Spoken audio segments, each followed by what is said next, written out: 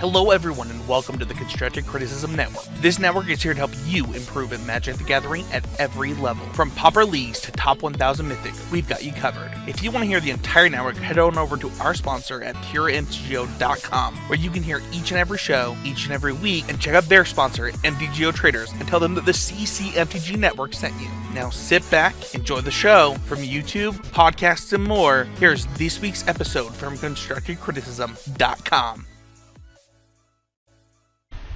Hello everyone, and welcome back to a brand new episode of Mythicast. I'm your host Spencer, and I'm joined just like every week by the fabulous Mikaela Downs. Hello, Mikaela. Hello, everyone. That was like maybe the most normal intro that I've given you. It was.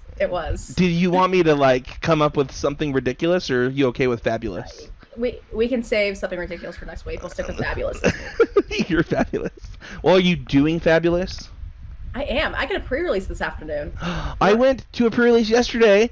Nice. Yeah, it was nice. I started 1-0 and then went home and took a nap because my daughter had kept me up all night. Well, I'm bringing a toddler to this pre-release, so we're gonna see how that goes. Oh man, is there activities for him at this game store? I don't know, but he says he wants to play Magic, so we'll see how this goes. I wish you the best of luck. My son went to Oasis for the first time, my local game store that I go to, post-pandemic, and he saw the Pokemon section, and sat down. I have a picture of it that I'll send you later, but sat down on this Eevee rug, and it's just like, Pokemon. He's really big into the Pokemon Digimon right now. Mm-hmm. I like that every podcast now we just talk about our toddler sons. We're just like toddlers relate to nerd stuff, so it's fine. It's true. I'm watching all of Digimon with my kid right now. So, did you end up getting your grocery shopping done, or is Oliver a stickler in that? So I just did my grocery shopping online, which I would have just done last night if he hadn't told me that he wanted to go to the grocery store with me this morning.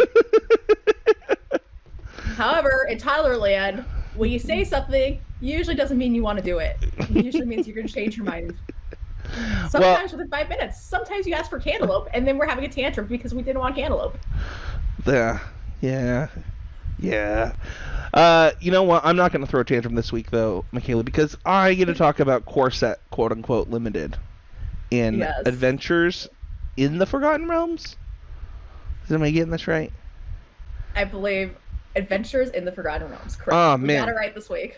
Man, we're going to read cards right, say card names right, remember every card this week, Mikaela. Oh, yeah. Easy.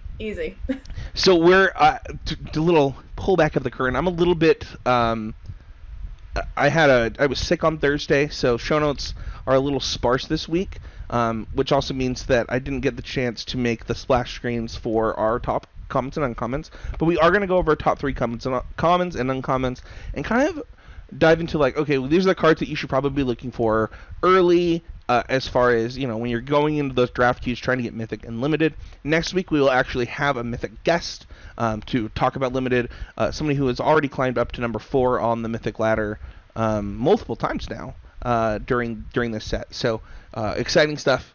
But let's before we dive into the set, just want to mention our sponsors, Pure MTGO and Grey Viking Games. Go over to their respective websites, check them out. Use the code Mythic10 at checkout to get 10% at Grey Viking Games. And don't forget to check out the rest of the network over on Pure MTGO. If you want to support the show directly, the best way to do that is to join our fellow patrons and head over to patreon.com/mythicast with new stuff coming very shortly here in the next 2 weeks on there. So check it out. Mikaela, do you want to go over your comments first, your uncommons first, my comments first, my uncommons first? What order are we doing this? Why don't we start with uncommons, and why don't we just go back and forth? Okay. My number 3 uncommon. I got into a heated debate about this card, whether this card was this good last night. So I need your opinion. And I'm gonna get the name wrong, and Mikaela's gonna correct me, but it's Death Priest of Merkel. That is what we verified before the show. Yeah, we called a D&D player to make sure that we got the name right. But Death Priest of Merkel, why don't you read that to us, Mikaela? Yeah.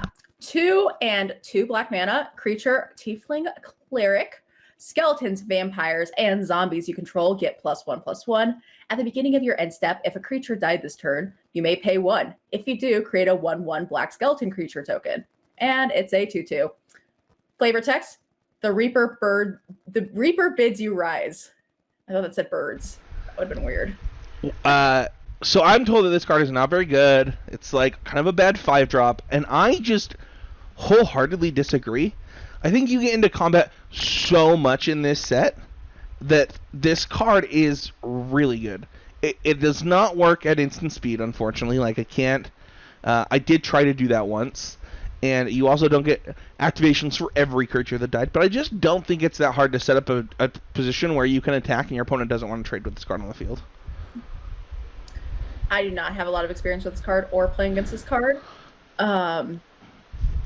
My initial take is just when I've seen people drafting black, unless you're red-black, it seems like it's a little bit more clunky. You're drafting 3/5s, and you're just trying to hold up the board. So I think maybe that's where people are going. Yeah, but red-black is the best. Very good. Red-black is the best deck. Well, I haven't gotten to draft that. I haven't really gotten to play against it, and I don't know how many skeletons and vampires and zombies are there in red-black. There's a surprising number of zombies, actually. Yeah, I've had this thing just pumping my 3/4s and my 4/3s just randomly. And it was funny. I was listening to Sam Black's podcast, Drafting Archetypes, and he mentions this card, and he mentioned he had 2 of them at one point, and he was like, "Oh my gosh, if you get 2 of this card on the board, you just win the game." And I was like, "Yep, done that, did that." It was insane. Well, I'll go with like kind of towards your top end of your red-black aggressive deck. Seems like this would fit in. But I think when you're thinking of like maybe some of these slower green-black decks that are out there, sure, that do deal with the aggressive plans, this maybe gets a little weaker in those situations. Yeah, your first uncommon, your number 3, I assume, I also think is quite powerful, and also was something that I played in the same deck as the skeleton that I'm talking about. I might actually even have this above my second one pretty easily. This is a card I'll first pick. I'll take multiples of them in my deck very happily, and it's Chaos Channeler. 2 and 2 red, creature, human, shaman. Wild Magic Surge. Whenever Chaos Channeler attacks, roll a d20. For 1 through 9, exile the top card of your library. You may play it this turn. 10 through 19, exile the top 2 cards of your library. You may play them this turn. And if you roll natural 20, which I have with this card, and it was fun, exile the top 3 cards of your library. You may play them this turn. And it's a 4/3. So with this card, 4 mana, you've got a good body for a 4 mana, right? It attacks fairly well, and there's a lot of tricks in red that also let you be able to attack, and plus all the removal spells. And yeah, often getting 1 to 2 extra cards a turn is very, very, very good, especially when you hit land spell, or I've done it where I've hit like a removal spell in those cards I've exiled, and it's been very, very, very powerful. Yeah, I have cast this card 3 times. I had it in 2 drafts, so I was very unlucky not drawing it. One of the times I cast it, I got land spelled twice, and my opponent just conceded. Like, they were just like, I'm not doing this. And the other times, it was like, I had the 4 mana black removal spell that makes a treasure, and just killing the biggest thing, attacking, using the treasure, playing a land. Like, it was if you untap this card, and then the last time that I casted it, I think it got dragon fired. But yeah, it's got dragon play against this card. Yeah, just kill it with fire. Yeah. Fun fact: you should not let them untap with the ancestral recall creature, especially if you're playing against Mikaela, because she's just gonna roll a nat 20 on you. I rolled a nat 20 twice in one game, and I knew nothing was ever gonna go right again for me in that draft. You know what? I also got rolled nat 20 twice in a draft, but it was with the death touch guy that gets bigger, and I really felt robbed because I had a lot better creatures that I could roll a nat 20s with. Yeah, mine didn't change the game, but it was fun. Like, I don't know. It was fun. I mean, I'm sure it gave me an advantage. It wasn't like one of those like, oh my gosh, I just completely went from losing to winning. But yeah, you're probably usually winning when you're attacking with this card anyway, right? Because you're attacking with a 4/3, and you're not afraid that this very valuable resource is going to die. but like it's probably really, really hard to beat after just that one attack. Yeah. This card's insane. Don't like it's first pickable, and people are passing me this, and I'm taking it all day. What is let's snake this. What is your second uncommon that we can talk about? Yeah, so I have Portable Hole. I believe we actually talked about this on the last podcast, and this is a single white mana artifact. When Portable Hole enters the battlefield, exile target non-land permanent opponent controls with mana value 2 or less until Portable Hole leaves the battlefield. So the thing with this card, it's hitting a lot of creatures that are in the format, and especially there's a lot of decks relying on pack tactics. So being able to interrupt that with one spell is pretty relevant. One downside to this is, especially in red, there's a lot of cards that you have the option of destroying an artifact on top of doing something else. So that's where maybe it's a slightly weaker ability than other formats, but it's a solid removal spell for the format. I was actually going to mention the 3-mana Barbarian because I think that makes the treasure. I actually think that card's really good in this format, and it's not every day that I'm like, stoked out of my mind to play a 3-mana 2/2. But I actually do think that card is like, you should just main deck it. So I think that's an honorable mention on my comments list. Yeah, that card is like really surprised me. Like I played the first one in the first draft that I played, and I was like, okay, like this is probably fine. I could probably afford to play one of these to like straight main decking multiples of them in a few decks now. So, but I do think that what you said about Portable Hole is absolutely true. It's pretty important to have 2-drops in this format specifically. You really, really want and need them both on offense and on defense. And because of that, it just makes this good in both aggressively slanted white decks, and allegedly there could be some form of a non-white aggressive deck in this format. I haven't really seen one. But yeah. I got rolled by a blue-white deck the other day. Did you? So, yeah. Cool. Not with this card specifically, but just a very tempo-y blue-white deck. My next uncommon is kind of boring, and I apologize, but it's Power Word Kill. No. That was correct. Did I say it right? Yes, you did. Wow. Just, woo! We're on fire today, Mikaela. So, there's no way I can name all the creature types off the top of my head, though, so you gotta read the card, I guess. Yes. So Power Word Kill, 1 and a black mana, instant. Destroy target non-angel, non-demon, non-devil, non-dragon creature. Doomblade. This card's Doomblade. Okay, there are quite a few angels and dragons in the format. There are dragons. I actually think that the dragon downside actually kind of does suck for this card, but I think that it's okay to have some caveats. There's plenty of creatures. It's going to hit something in every opponent's deck that you actively want to be killing. Yeah.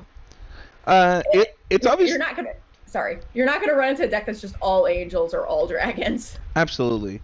It's obviously a boring pick for me to just go like, hey, like this Doomblade is, one of the best uncommons, but also like, I don't know. I feel like usually when we get these style of Doomblades today, or terrors or whatever you want to call it, they're usually actually a lot worse than this in the draft format. Like, Ultimate Price is like a good example where it's like, kill a monocolored creature, and it's like, my opponent's deck has none. Like, straight up every creature in their deck is stinking gold in this draft format. Or, what's another good example? That's the first one, like, go for the throat, killing non-artifact creatures, stuff like that. It's just like, they just don't typically give us stuff that, usually is killing some of your opponent's best stuff. This one, like you said, doesn't kill dragons, and I think you're right. I think there are quite a few angels, but, you find another way to kill a 4/4 flyer. Yeah, I totally agree. This is definitely a top uncommon. It's... And then... go ahead. I don't think splashing like super easy in this format by any means, but it falls in that possibly splashable. I don't know. I was splashing Doomblades back in the day. Yeah, I actually think that depending on your deck's treasure ability to make treasures, it's pretty easy to splash anything single colored in this format. But it certainly could be certain decks that can't do that. I agree with you though. I think that this is totally splashable. And I would have a hard time deciding between this and our number one uncommon, for what it's worth, Mikaela. We both have the same number one uncommon. Why don't you go ahead and read it? I don't know. This is far and away like my top. Battlecry Goblin, 1 and a red. Creature Goblin, 1 and a red. Goblins you control get +1/+0 and gain haste until end of turn. And it also has Pack Tactics. Whenever Battlecry Goblin attacks, if you attack with creatures with a total power 6 or greater this combat, create a 1/1 red goblin creature token that's tapped and attacking. And it's a 2/2. Yeah. It's absurd. I think this card is like constructed playable. Like I think it's like I think between it and the other Goblin Lord, the rare one in this set, like we might actually just straight up have a goblin. I think there might be. I think I might have. Like I was kind of like wondering if there was like a goblins like standard 2022 list, and I think I saw somebody like posting on Twitter that they had like made one. So yeah, I think it's something that exists. This card has already won me the most games of any card in this set. Like, and I do not believe that will change because I don't know that I'll ever pass one. I think that we said I actually was going to tag you in the tweet that I was like, I'm never ever passing X card, and it was my most drafted card in Strixhaven. It was Field Trip. Yeah, Field Trip was my most drafted card. I just think that the format is already aggressively slanted. It was funny. I think was it before or after the podcast where we were talking about draft, and you were like, "Yeah, I'm pretty sure that this format is aggressive," and I immediately took Mikaela's advice, and trophied my next draft with Gruul. 2-drops are so important in this format. Like, you need to be making plays early, and this card allows you to both make plays early by being an early creature that can, and also just using your mana late game. Like, in these formats where they're pretty aggressive, like I wouldn't say that this is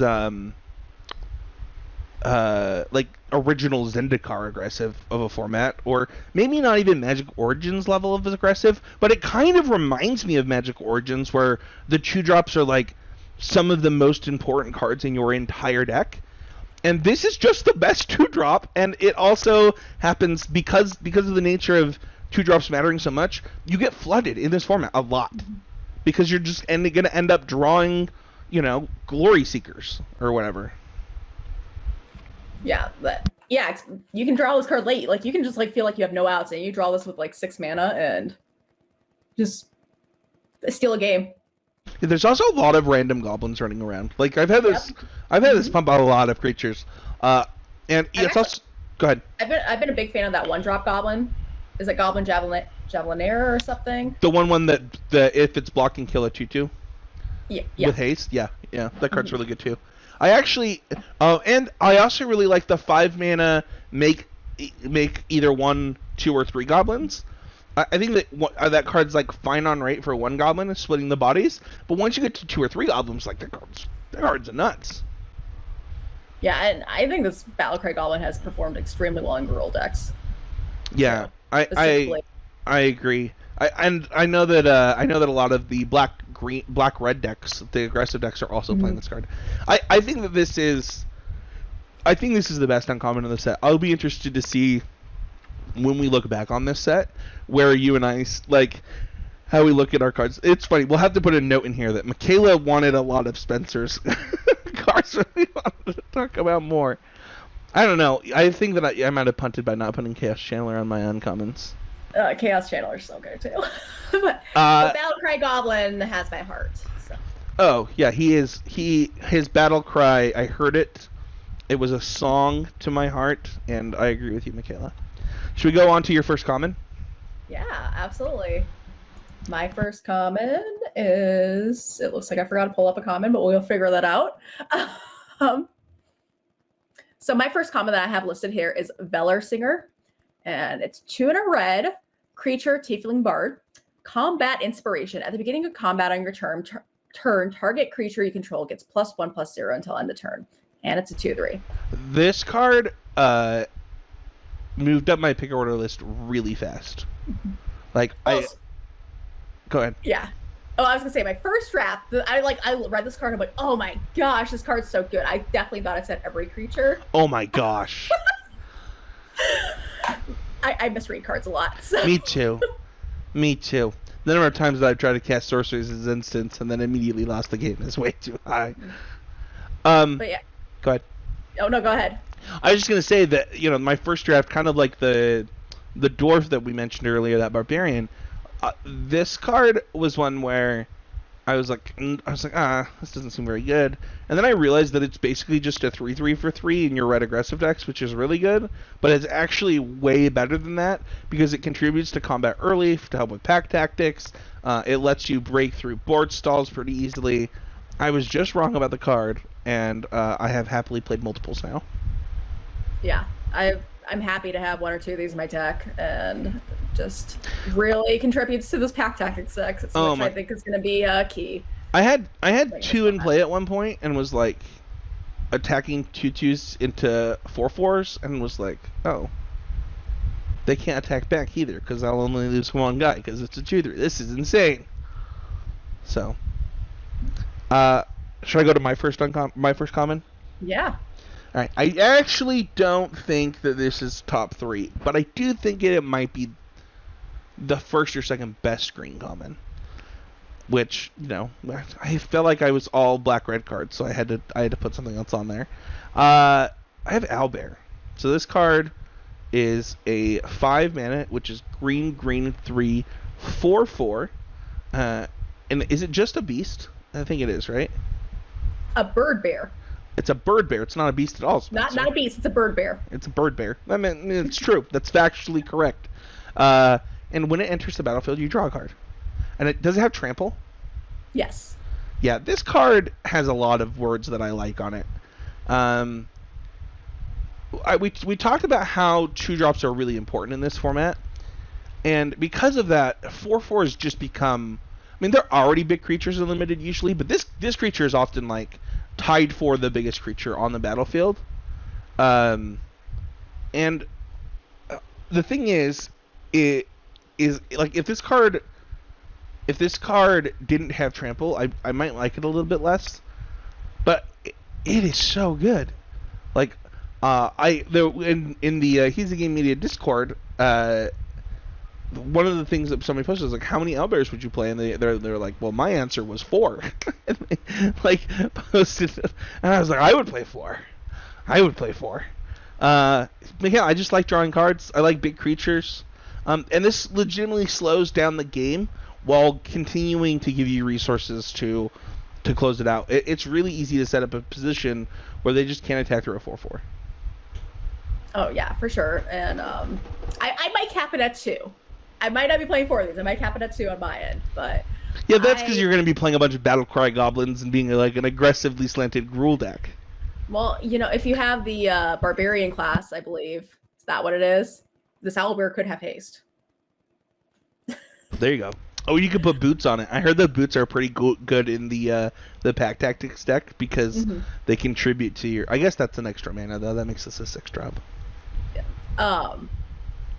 Yeah, I like this card. I don't know how early I'm picking it, but I have noticed it does go pretty early in drafts. It's not usually wheeling, which is interesting because there's other green cards that are wheeling that I'm not expecting.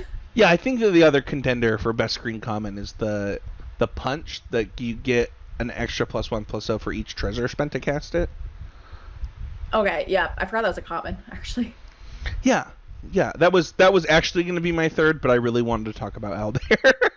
Yeah, I mean, if we're on green, I'm a little bit higher on the 2/2 than Owlbear, I think, but that's probably the 1/1 counter guy. Drafting. Yes. That's going to be my most drafted common. I have actually no doubt. Well, if people keep passing it. I know. I think I had 6 of them in my first trophy deck, and I was like, this is too many. Like, this is... Yeah. I don't think you're supposed to be getting that card. I got it second to last in that first... I was like, this is too late for this. I don't know if I have that above Owlbear. Now you're making me question my sanity. I think it depends on the deck. 100% depends on the deck. Let's go to my number 2. And this card has some controversy around it. People are saying they don't think this card is good. And then other people are saying that they think it's like the second best common, like me and other people. So this is the scales of power are confused. We have Grim Bounty. Depending on what's in the pack, this is probably a first pickable card for me, for sure. Yeah. It is black 2 for a sorcery. Destroy target creature, create a treasure token. Or Planeswalker. Oh, yeah, or Planeswalker. There you go. Random. That actually is good because, that 6 mana blue Planeswalker is actually insane. Yeah, I think that this card, while you can't double spell with it very often, and that's not true. Like, this is a great play a 3-drop, play a 2-drop kind of card in your aggressively slanted black decks, which there are a lot of in this format. And also, treasure really matters in this format, like a lot. I think that I actually can't figure out why people think this isn't good. Like, this is, I don't know what, like, one of the better removals. Is it just because it's a sorcery that people don't like it? I'm guessing, but I'd say it's still probably playable and maybe not top without the treasure token on it. But usually this 4 mana destroy creature Planeswalker is usually a top common in most formats. Yeah, I don't understand. I don't see any reason that it's not here. It's like people forgot what we've gotten his common removal in the last 6 years or whatever. We're not getting Doomblades anymore. We did. It's an uncommon that doesn't kill dragons. Common, we're not getting Doomblades. So, yeah, but you're right. Treasures matter. Back to the Rakdos deck. There's that dragon that gets haste if a treasure was used to cast it, and there's a bunch of others that have benefits. And the 4-drop too, I think, does too, doesn't it? I think I was talking about the 4-drop. The dragon 4-drop? No. Is it a dragon? It is a dragon. The 4/3? It's a dragon without flying?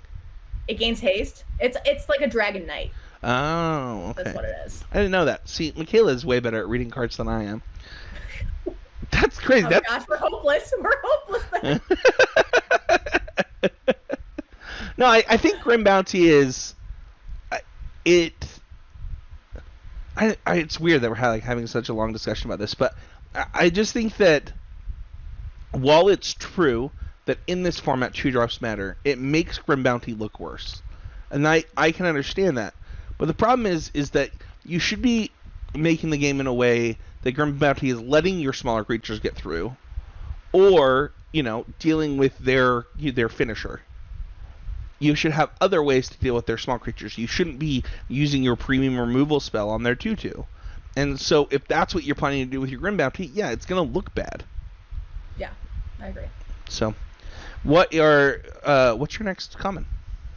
Yeah, so we did 2. Oh wait, yes, that worked. I got confused for a second. We're good. So my next one is Zombie Ogre. It's 3 black creature Zombie Ogre. Surprise, surprise.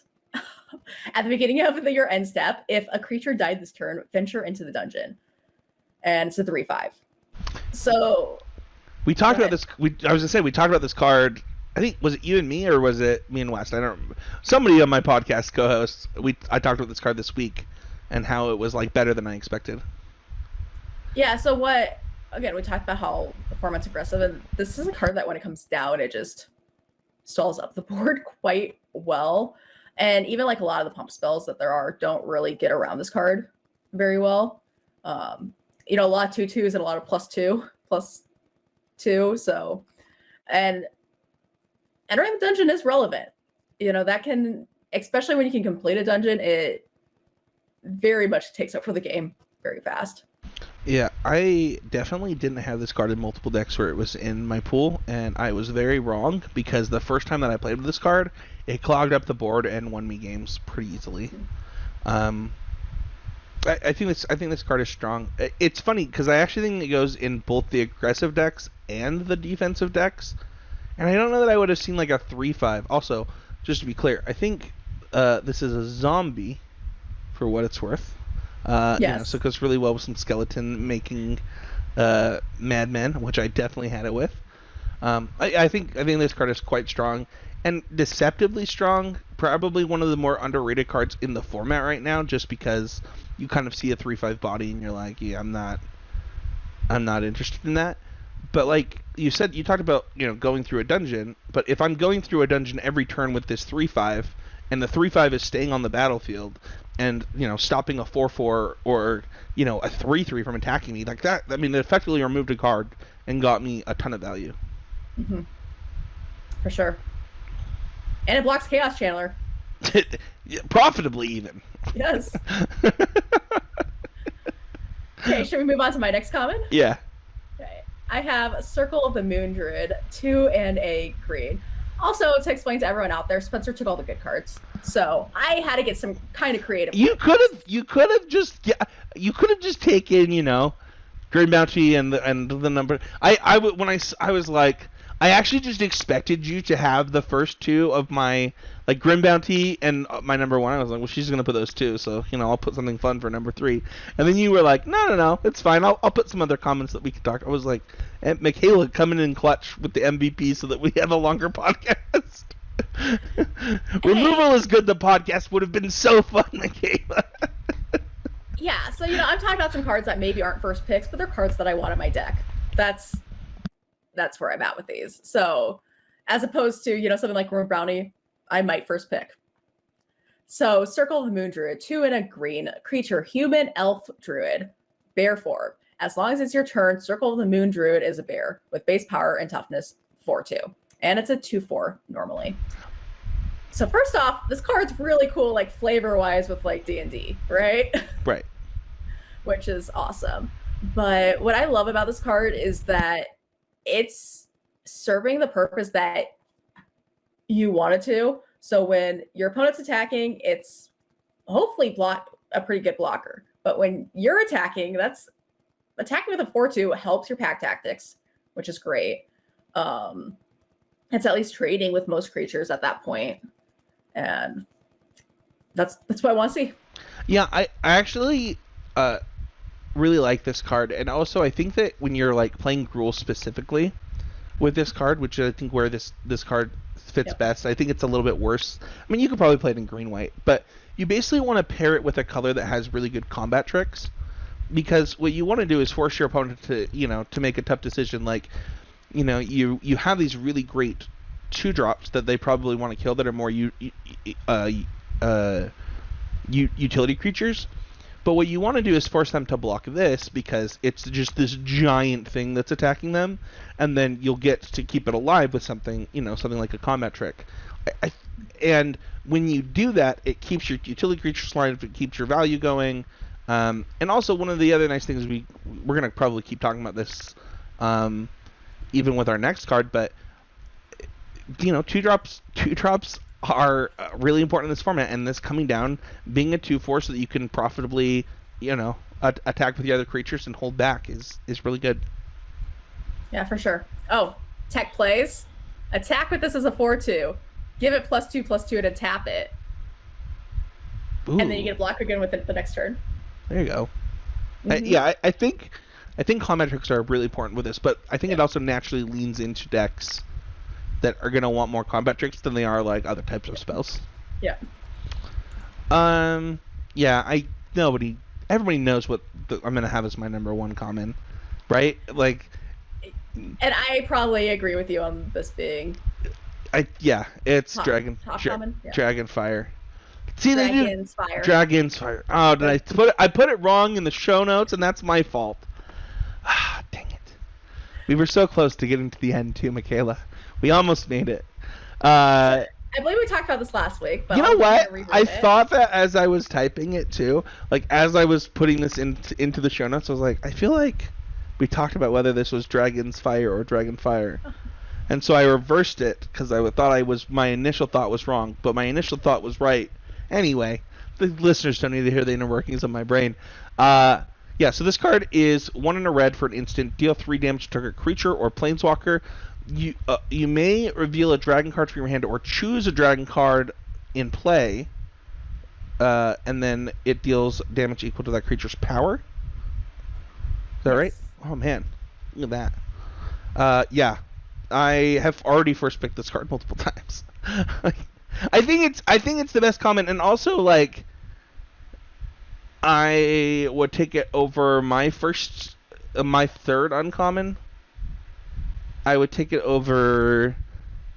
I would probably take it over Chaos Channeler. I don't know. Maybe I wouldn't. I don't know about that. I would take it over Portable Hole for sure. I have a confession though. Yes. I've taken this card over Magic Missile. Yeah, I think that's a hard pick. I think that depends on the deck. I was an aggressive Gruul deck where I thought the extra mana mattered. Yeah, I've taken both of those cards, and I first picked both of them. I think this card's better than Magic Missile overall. Like, I would rather have this in my pool. Like, I would splash this card off of treasures if I had like a bunch of black treasure makers, and like, you know, I don't know. I think this card is quite good. Yeah, I agree. I really don't have much else to say about it other than I had a red green deck without any of these, and it was awful. So this will make or break your deck. It does feel like. Yeah, I think that, you know, we talked about how good the 2-drops are, and this is actually included in that because this is going to get rid of those things that are in your way of your 2-drops, and also kill those utility creatures early so that they like. I've used Dragonfire on a Battlecry Goblin. Great use of a Dragonfire. I've used it on the Pack Tactics 2/2 to get counters because, like, you know, I didn't want to get out of hand. I think that this is extremely versatile. It kills, you know, there's lots of 4/3s in this set, and I think that is on purpose because, you know, they wanted this to be able to kill them. Yes.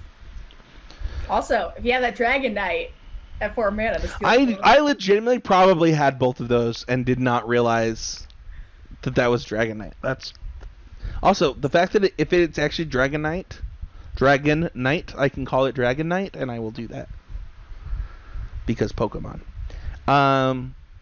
What are you? Anything you want to say about these? I'm gonna save this. I'm gonna put some notes together and save this for us to kind of look back on. But anything you want to say about the format before we kind of wrap up, Mikaela? You know, I think we talked about it. It is fast. There are ways to combat the fast strategies, right? We talked about the zombie ogre, which is a relevant type of card for that. We talked about Owlbear, who is a bird bear. Removal super relevant. My draft that went poorly was I didn't have a lot of removal. I had almost no removal. So, yeah. You know, I think there's just creatures that you just have to be able to deal with on your opponent's side of the board. So that adds to the importance of that. And, you know, we talk about the importance of 2-drop creatures. There's a lot of them, though. So yeah, you're gonna get them too. Like I know that I mentioned them. It might make you think like, oh, I have to prioritize getting 2-drops. It's like, no, you'll get them. There's lots of playable ones. Yeah, but don't go into pack 3 and look and be like, oh, I forgot to draft 2-drops. Then it might get a little sketch. Just keep that in the back of your mind. My other thing on this is, I think this happens a lot in core set for some reason, or at least more recent ones for sure. If I have games where I stumble, like I miss my 4th land drop for a few turns, or if I miss my 3rd land drop on turn 3, I've found games just get completely out of hand very fast. I don't know if you've had the same experience, but I'm finding this format's very hard to come back when you get behind. Yeah, I found that making meaningful plays in the early turns specifically is really important in this format, which, you know, leads me to believe that the format's pretty aggressive. I think that there are not great catch-up mechanics in this set. So what I mean by that is, like, a lot of the mechanics, those kind of are snowball mechanics. Even if you just think about treasure itself, like your opponent is getting, you know, their largest threat in play earlier. If you think about pack tactics, like that's just pushing advantages. So, I mean, even adventuring into the dungeon like happens when you're attacking sometimes. Like you're pushing your advantages a lot in this set. And so I think that really leads into what you're saying, where it's like, well, my opponent got this 3/2 into play that, you know, let them adventure into a dungeon, Then they got to scry their non-land to their land to the bottom, while I'm still trying to draw my third land, and it just snowballs really fast. Yeah. So, I call it the Risen Reef effect.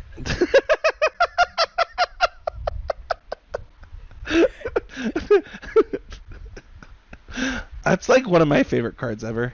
Oh my gosh, that card made me so miserable. I love Risen Reef. Man, I want to play some Risen Reefs. Do you remember? Am I the only person who literally has had an opponent cast Risen Reef way too often? I just don't have the answer, and then I just can't do anything. The game is just over. Yeah, but I bet your opponent had fun. I'm sure they did. I think the only thing that I would add to kind of this conversation, and I think I said this early on in the podcast, is just that there's a lot, you're getting into combat a lot, meaning that not only are you attacking a lot, but you're also blocking a lot in this format. Because while there's really good removal in this format, it's not like there's a ton of it. We've talked about a lot of removal, but there's so many creatures that they're not all gonna die to removal, or a lot of them are gonna die in attack and blocking. And I think that as we're talking about this, I think that puts a premium on combat tricks with toughness boosts in this format. It's funny that I say that, because I think about some of the better combat tricks don't actually have toughness boosts, and those ones typically, the one I'm thinking of, the 3/1 or make 2 creatures not block, that's a card that you might care a lot about if you have something like Moon Druid, and understanding what is my tech trying to do, and if I'm not getting these removal spells, how am I winning through other creatures and winning in combat? Because that's going to be the next important thing for you to do in this format. Yeah, that's a very core set type feel, right? Right. Winning through combat and understanding how you need to be attacking and what your combat tricks are doing. Yep. I did have one more thought. Yeah, go for it. So it's been a while since we've had you don't really have color pairs going on for the most part. You have some in comments that push you into a color pair, but it's pretty open. I think it's been a while since we've had that. Yeah, I think that you can legitimately draft all 10 color pairs. I don't really have rankings yet. I know that 17 Land says that Black Red is the best deck, and Gruul is the second best deck, and all that tells me is that red is the best color.